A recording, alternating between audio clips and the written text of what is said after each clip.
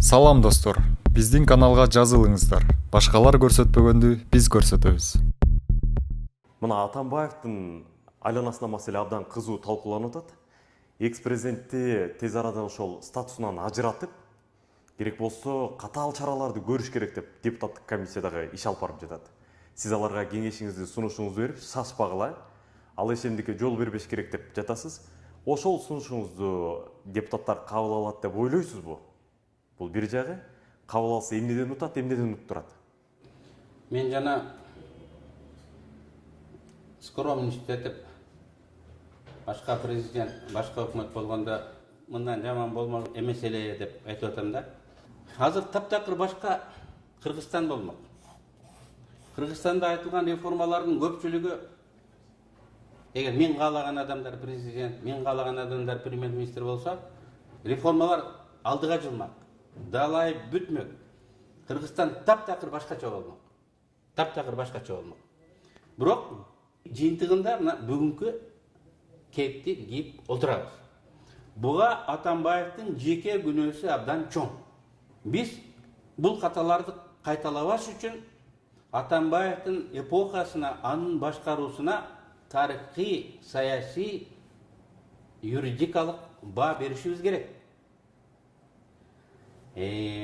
Бүгүн Атамбаевга импичмент иш жүзүндө Атамбаевди кылмыш жообуна тартылуу маселеси көтөрүлүп жатат.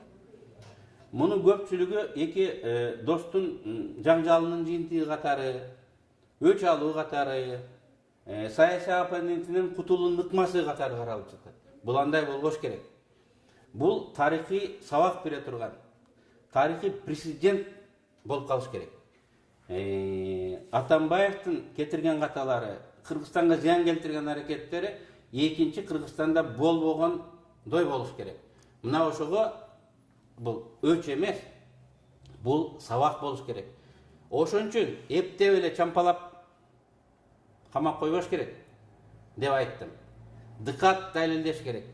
Эптеп эле мыйзамдарды бузуп, бүгүн кутула турайлык десең, эртең эл аралык уюмдар колдоп чыкса, эртең жаңы парламент, жаңы президент келип, алар колдоп чыкса, анан акталып кетсе, формалдуу себептерден улам.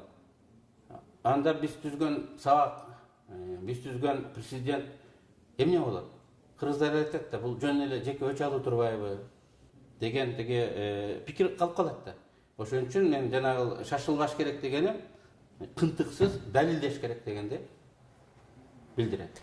Сиздин кеңешиңизди, сунушуңузду кабыл алышабы? Кандай ойлойсуз? Божомолуңуз кандай?